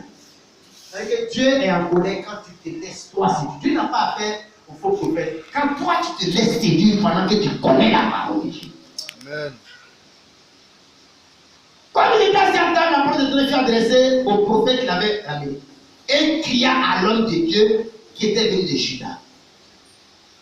Ainsi parle l'Éternel. Ce n'est plus un mensonge ce qui se passe. Dieu est souverain. Il n'a parlé par un âme, il n'a pas parlé par les faux prophètes. À l'homme de Dieu. Lui. Toi qui as joué ma parole, à cause de Dieu m'a dit, à cause d'un âme, à cause des options, Dieu va lui parler. Parce que tu as été rebelle à l'ordre de l'Éternel et que tu n'as pas observé le commandement que l'Éternel ton Dieu t'avait ordonné, parce que tu es retourné et que tu as manqué du pain et puis de l'eau, dans le lieu dont il t'avait dit, si tu mangeras point de pain et tu ne bois point d'eau, ton cadavre n'entrera pas dans le sépulcre d'éternel. Il y a une chose qui est de bien commencer, de bien faire les choses de Dieu, mais la pire des choses, c'est de mal terminer. C'est d'abandonner les choses de Dieu. Abandonner la main de Dieu.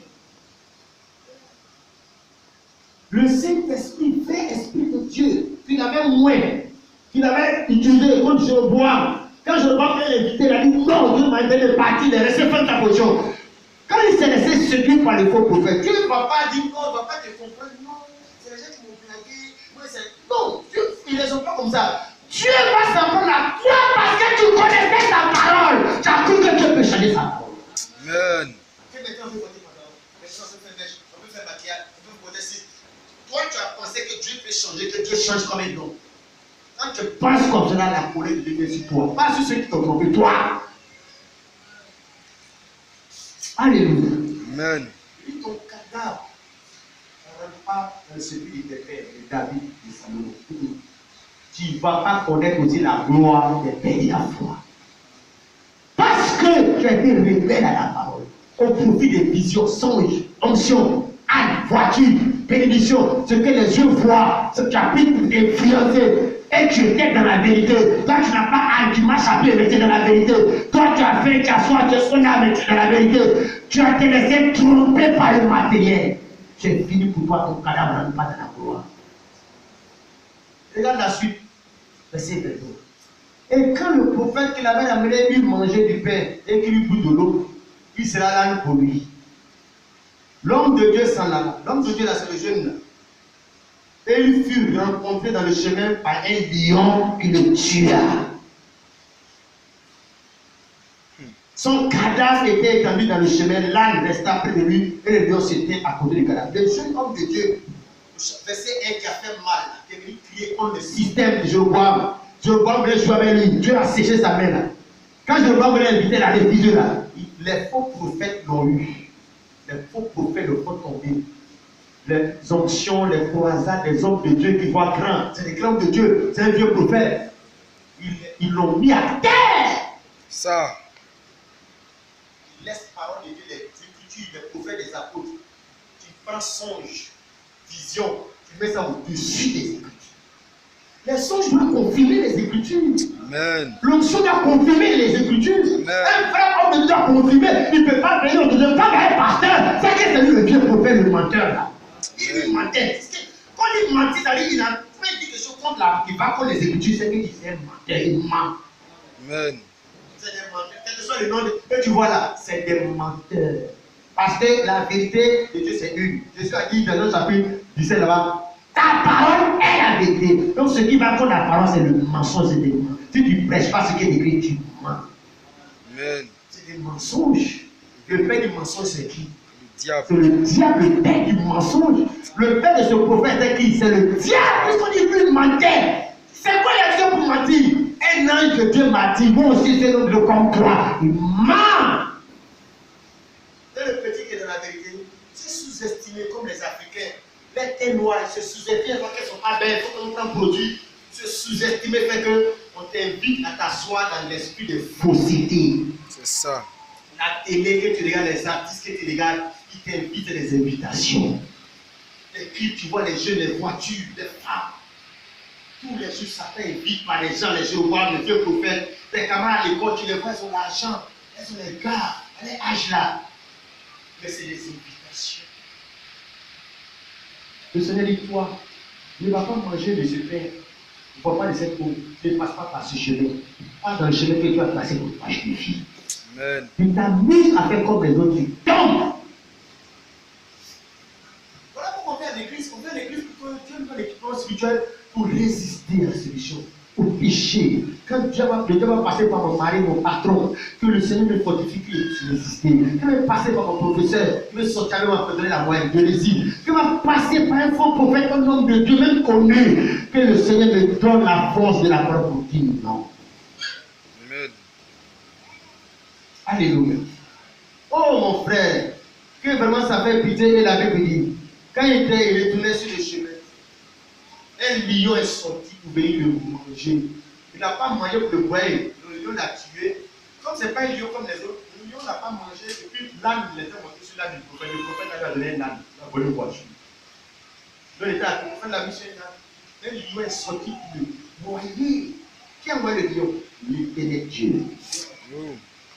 Et il a prêché là-dessus ici. La Bible dit qu'un homme il descendait de Jérusalem à Jéricho et les brigands l'ont attaqué. Que le fait de sortir de Jérusalem, c'est ça qui l'a mis en insécurité parce qu'il était exposé. Jérusalem est la sécurité. Tant que le monsieur a resté sur la position devant Jéroboam pour dire que non, je ne veux pas, voilà ce que Dieu m'a ordonné. Jéroboam ne peut pas mettre la main sur lui, il a dit c'est rien parce qu'il est dans la sécurité de la parole. Amen. Mais quand le vieux prophète l'a amené à sortir de la parole, les lions l'ont sauté de lui. Ça. Tu vois comment tu t'exposes aux sorciers, aux démons, à les délivrances de lui. Là, pour les délivrances, je ne dis pas là. Ma soeur, la même délivrance, c'est pas qu'on veut transférer. Son nom, il dit sort. La même délivrance, c'est qu'on puisse verrouiller ta vie avec les Écritures. Amen. Sinon, comment venir prier au nom de Dieu sort? Clairement, dans les pantalons, on est mèches encore. Mais c'est la souveraineté des sirènes des autres, des maris de nuit là. On le dit encore, ça est dans toi encore, ça est dans toi. C'est la parole de Dieu qui doit verrouiller, fermer toutes ces portes-là pour que tu comprennes que vous connaissez la vérité et la vérité vous affranchira. La délivrance, c'est la connaissance de la vérité. Amen. Le faux prophète l'a amené à sortir de la parole. Quand il est sorti de la parole, il a mangé les choses interdites, il a bu les choses interdites, il est allé dans les endroits interdits, dans les églises, les indoctrinations interdites, il a porté les vêtements interdits, écouté les musiques interdites. Automatiquement, les démons et les sorciers ont eu accès à lui. Amen. Mais quel est ce lion qui est venu le manger? Lisons la parole du Seigneur dans le livre de 1 Pierre, le chapitre 5, verset 8 dit, soyez sobres, veillez, votre adversaire le diable rôde comme un lion rugissant cherchant qui il dévorera. Ah. Satan rôde autour de ma vie comme un lion. Tous les jours, matin, midi, soir, tous les jours. Mais aussi longtemps que je suis dans la parole, il va rôder jusqu'à ne pas me toucher. Parce que je suis dans la parole. Amen. Donc lui, il cherche l'occasion qu'il sorte de la parole. C'est ça. Qu'il fasse comme ce juif serviteur de Dieu. Donc quand il prend les musulmans, l'islam, parce que Jéroboam a invité le monsieur, il a refusé. Donc Satan, au travers de ses religions, l'islam, le bouddhisme, le monsieur a dit non. Combien? Non. Il a pris position non. Mais à quel moment il est tombé? Quand Satan a pris la forme de prophète, Dieu m'a dit, le Saint-Esprit est là. Voilà, quand Satan a pris cette forme évangélique, parce qu'il dit, je suis prophète comme toi, donc tu es évangélique, je suis évangélique, quand il a commencé à faire les choses évangéliques, Quand Satan venait comme musulman, il ne peut pas les gagner. C'est ça. Quand il venait comme un bouddhiste, il ne peut pas les gagner. Quand il venait sous forme de Jacob, il ne peut pas gagner. Mais quand il va venir sous forme de quelque chose qui est comme ce qu'il fait dans l'église, il va l'avoir. Alléluia. Les lions sont venus le manger, le tuer. Qui a fait qu'il s'est mis dans cette situation? Lui-même, la séduction. Quelle que soit la vérité qu'on prêche, les frères, le pasteur ne peut pas considérer toi. Il témoigne la voix à suivre. Si tu veux, mets ton âme dans ce que tu veux. Sortez du milieu de la dénomination. Si tu mets ton âme dans la dénomination, tu dirais n'importe quel esprit, c'est à tes risques et périls. Parce que tu auras connu la vérité. Alléluia. Amen. La Bible dit la suite. Nous allons vraiment dire le Seigneur la suite. La Bible dit au verset 20. Et voici, verset 25. Les gens qui passaient vers le cadavre établi dans le chemin, et le lion se tenait à côté du cadavre. Et ils en parlaient, aller dans la ville où demeurait le vieux prophète. Donc le vieux prophète, il a trompé, il a fait sortir la parole de Dieu, qui a donné le message du Seigneur, que ton cadavre n'a pas rentré, que tes pères. Les gens parlaient, partis devant là-bas dans le village, ils sont venus dans la ville, donc le vieux prophète va entendre. Il dit, verset. Lorsque le prophète qui avait ramené du chemin, l'homme de Dieu, lui a pris, il dit, c'est l'homme de Dieu qui a été révélé à l'homme de l'Éternel. Et l'Éternel l'a dit au lion. Il a déchiré et l'a fait mourir sur la parole que l'Éternel lui avait dit. Puis, s'adressant à ses filles, il dit, serrez-moi là. Il est serré. Il partit. Il trouva le cadavre étendu dans le chemin. Et l'âne et le lion qui se tenaient à côté du cadavre. Le lion n'avait pas dévoré le cadavre et n'avait pas déchiré l'âne. Le prophète éleva le cadavre de l'homme de Dieu et plaça sur l'âne et le ramena. Et le vieux prophète rentra dans la ville pour le pleurer et pour l'enterrer. il mit son cadavre dans le sépulcre et l'on pleura sur lui en disant, hélas mon frère. Hélas. C'est comme il y a beaucoup de chrétiens, spirituellement, c'est comme ça c'est écrit sur hélas mon frère, hélas ma soeur. Toi tu connais la vérité, toi tu as servi Dieu, tu as été modèle, tu jeûnais, tu priais, tu étais dans la parole du Seigneur. Maintenant, hélas, parce que tu as abandonné la voie du Seigneur. Hélas mon frère. C'est comme ça qu'ils ont écrit sur sa tombe. Qui a écrit sur sa tombe? C'est le vieux prophète là, le faux prophète là. Qui l'a pleuré? Le faux prophète là. Et il a écrit hélas. Il a dit hélas mon frère. Hélas. C'est comme ça, il y a beaucoup d'églises qui portent cette pancarte. C'est pas mission économique des temps. Mission. Dieu a écrit hélas d'église, hélas révérend, bishop, archi hélas. Amen. C'est-à-dire que c'est la déception, la déchéance. Amen. Les gars, la Bible, il a fait du souvent son commencement. Il a bien commencé. Et après, hélas. Est-ce que ce n'est pas ton cas? Est-ce que ce n'est pas mon cas? Regarde, Jésus revient. Et à la fin des temps, beaucoup sont dans cette observation, cette mention, hélas. On lit comme la Bible dans Matthieu chapitre 20, que Jésus dit, bon et fidèle serviteur, en la gloire de ton maître, on leur dit, hélas, mon frère, hélas, ma soeur, hélas, homme du message, tu dis, tu es du message, hélas. Tu as fait tous ces bruits-là, tout ça, pour devenir ça. Condamné, calomnié, jugé, et puis devenir produire ces fruits-là, hélas. La Bible au verset 31. Après l'avoir enterré, c'est le vieux prophète qui l'a enterré. Il dit à ses fils, quand je serai mort, vous m'enterrerez dans le sépulcre, vous faites enterrer l'homme de Dieu, vous déposerez mes os à côté de ses os. Ça veut dire quoi? On entend des faux prophètes comme ça. Tout sa vie, le vieux prophète là, il était faux prophète, mystique, marabout. Et puis toi, c'est vers la fin de ta vie, tu vas garder poignet, être enterré, être enlevé avec les Arafat. Ah! Ils ont fait Zorofoto, ils ont créé Pangor, ils ont créé jusqu'à. Toi, tu es resté dans le fait de Jésus là, jusqu'à. C'est à la fin, là, tu vas aller dans le fait avec les Zorofoto là. C'est bien, ils ont gagné que toi. Ils ont eu l'argent. Ils ont une femme, ils ont fait pluie, ils ont voyagé. Toi, avant de Seigneur qui t'est sanctifié, jusqu'à. Tu as cassé le cou des gars, des gens, les hommes mariés, jusqu'à. À la fin, là, le Seigneur m'a dit, méchant et paresseux, serviteur inutile, parce que je n'ai pas évangélisé, je n'ai pas fait de Dieu, et puis c'est ça là qui va faire aujourd'hui. Jetez-le dans l'extérieur vidéo. Pourquoi? Ah!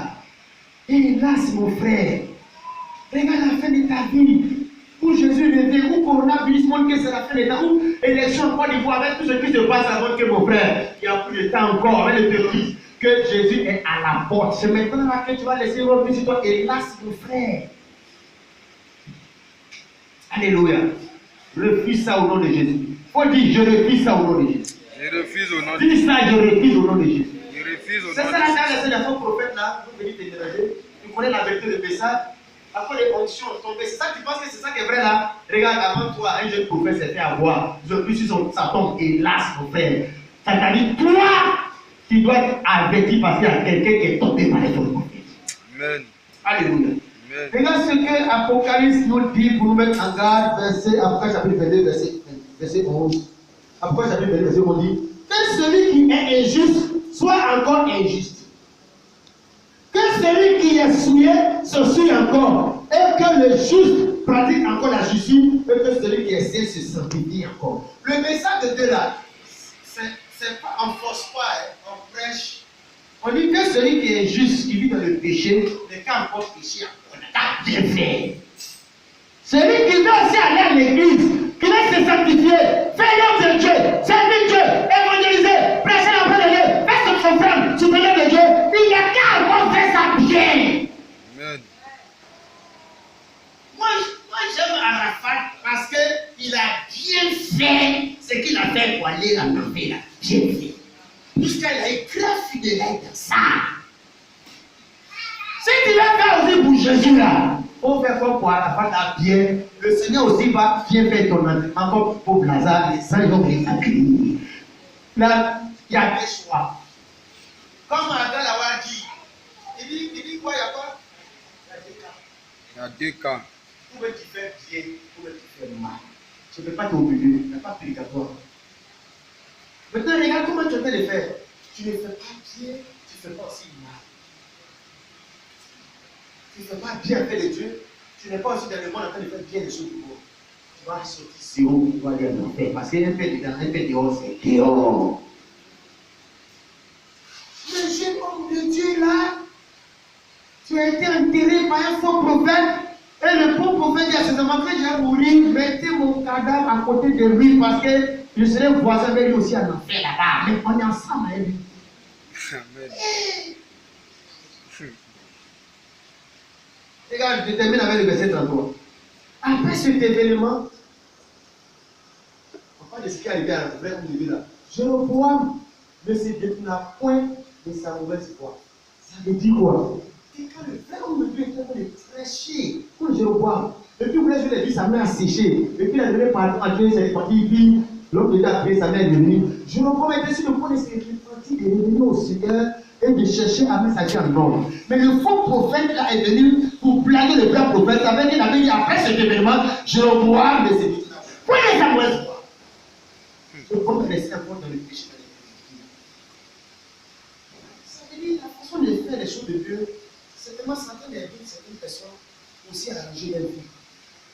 En allant à l'église, ça voit les gens se à l'église. En te sanctifiant, tu interprètes la parole de Dieu que les gens voient ce qu'ils savent.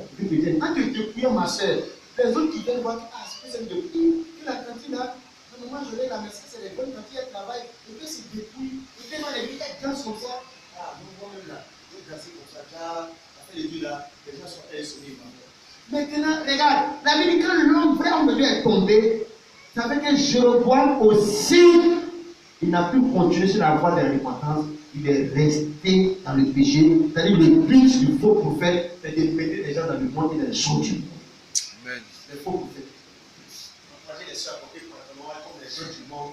Ils ne pêchent pas comme ça, mais si un pasteur est en train d'œuvrer dans cette direction-là, l'esprit de Satan, des démons se met à dire, il faut ce pasteur-là soit fait. Il va utiliser même les propres fidèles de ce pasteur-là. Ça. Les propres fidèles, ses propres amis. Alléluia. Amen. Frère, je voulais t'amener à méditer sur ces choses-là. Et que tu comprennes que nous sommes à la fin des temps.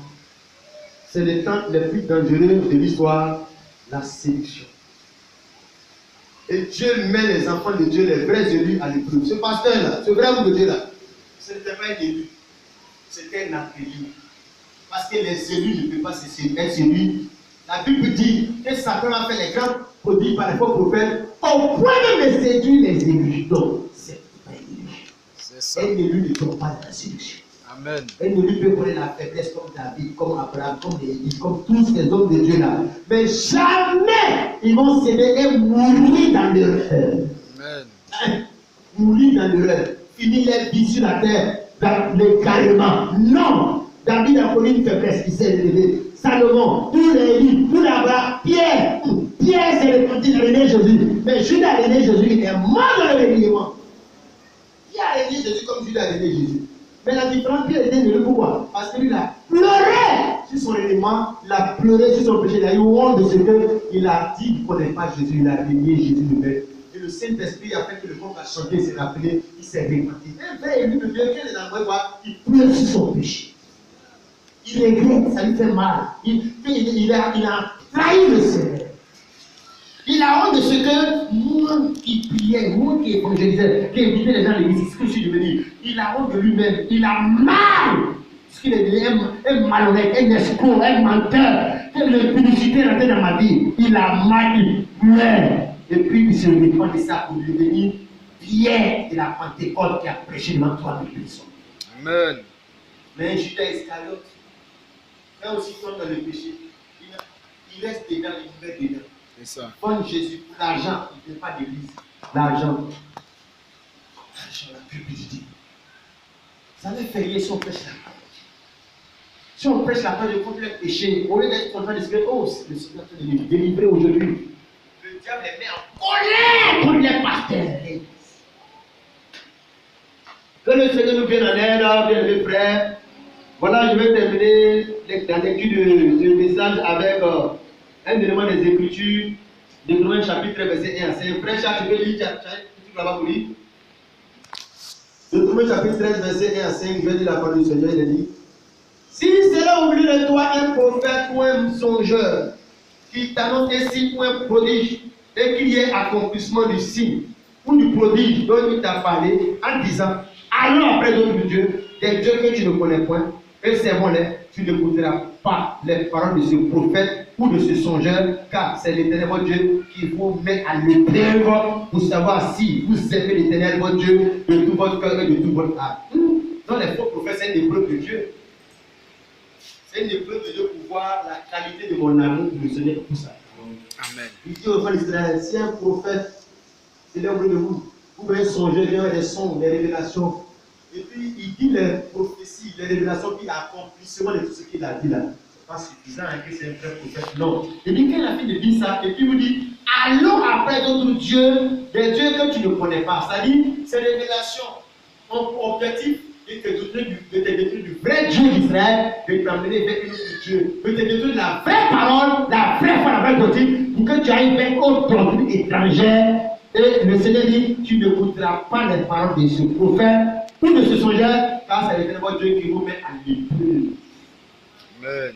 Beaucoup de moi échouent à cette épreuve. Je ne suis à l'épreuve des marabouts, des musulmans, des féticheurs, des premiers. Mais l'épreuve des faux prophètes, ils sont tombés. Échec.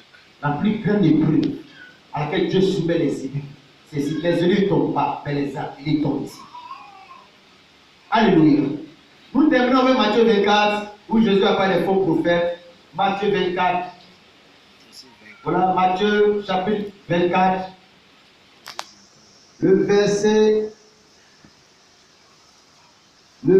Matthieu chapitre 24, le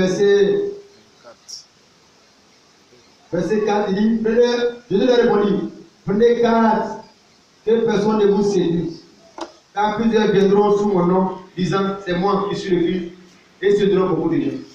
Comme les Jacob dit. C'est ça. La séduction. C'est lui le salut. Sous. Apparemment, ça semble juste parce qu'à chaque génération, Dieu envoie un prophète. Noé était le salut parce que le seul moyen pour être sauvé dans notre âge, c'est d'écouter la voix de Noé. Moïse. Ça semble être logique et juste.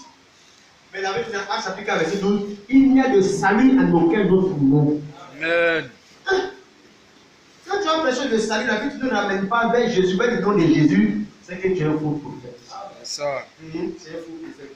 Parce que tu ne ramènes pas à Jésus, mais à toi-même. Tu n'amènes pas les gens à être disciples de Jésus, mais disciples de toi-même. C'est que tu es un faux prophète. Alléluia. Amen. Dieu nous met à l'épreuve des faux prophètes. Il va te soumettre à cette épreuve-là aussi, ma soeur. Il va te soumettre à l'épreuve tous les enfants de Dieu. Mais les élus vont sortir brillants des épreuves des faux prophètes. Parce que c'est des élus. Amen. Les élus apprennent la foi de Dieu. Les élus éprouvent des choses avec la parole du Seigneur, mais les appelés, quand ils sont trompés, la séduction, regarde ce que la Bible dit ici, mes frères. Au verset, on dit: plusieurs faux prophètes s'élèveront et séduiront beaucoup de gens. Et parce que l'iniquité sera accrue, la sainteté du plus bel homme se refroidira. Mais celui qui persévère jusqu'à la fin sera sauvé. Donc, plusieurs faux prophètes vont séduire beaucoup d'hommes. Et l'esprit des faux prophètes va faire que les gens vont refroidir en matière de sanctification, crainte de Dieu, quitter le monde. Parce que les faux prophètes, comme les vieux prophètes là, ils ne viennent pas pour condamner les Jéroboam. Ils viennent pour empêcher les Jéroboam de se relever en détruisant ce qu'elle avait dit. C'est ça.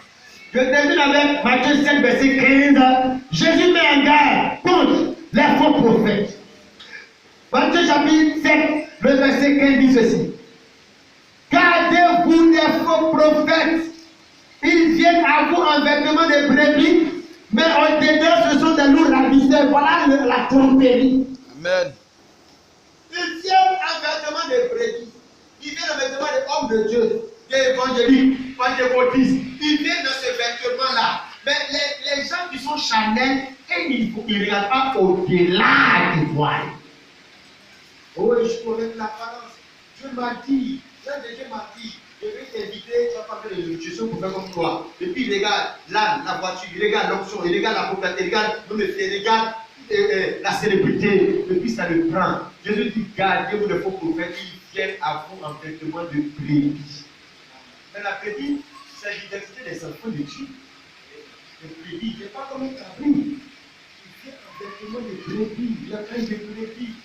Mais au-dedans, ce sont des loups ravisseurs. Ça veut dire qu'il va te tuer, il va te faire mal. L'esprit qui est en lui là, l'esprit est ravisseur. Amen. Frère, Jésus dit gardez-vous des faux prophètes.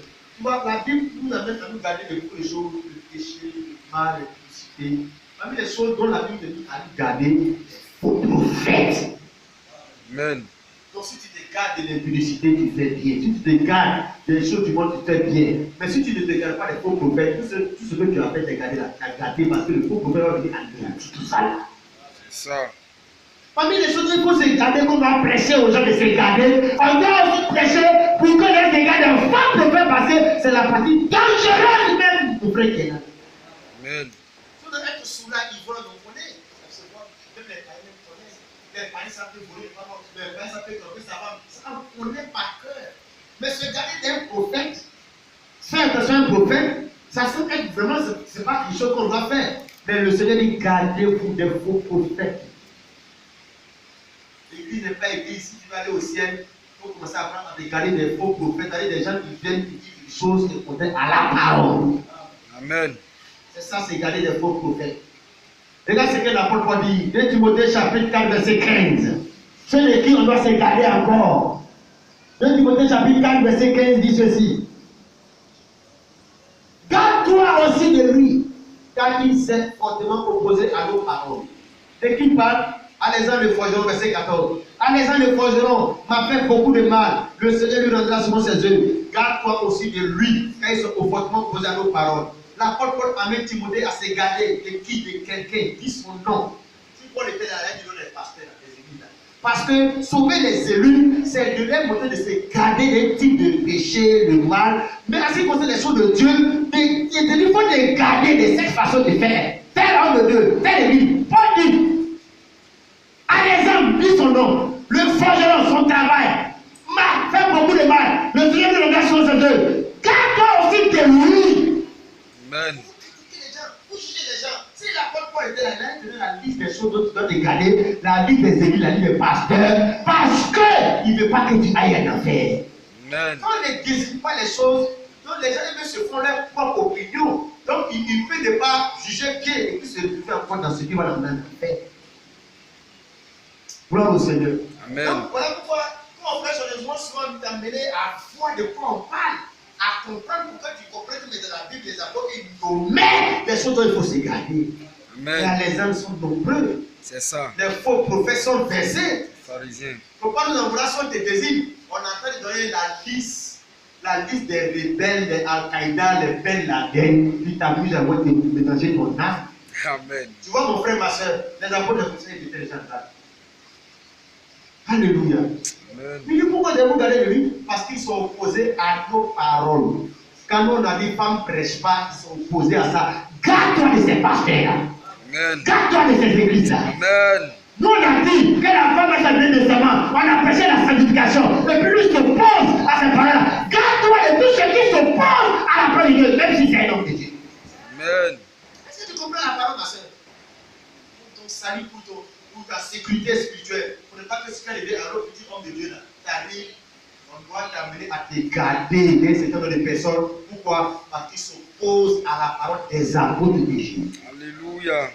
donc nous, on va s'opposer à leur Parole. Mais nous, on n'est pas des opposants aux paroles des apôtres. Nous sommes des militants des apôtres de Jésus, mais nous, on est les opposants. Nous, on est des protestants. Pas protestants de la Bible, eux, ils sont des protestants de la Bible. Les protestants, c'est ce que les catholiques font, ils continuent de protester contre la Bible.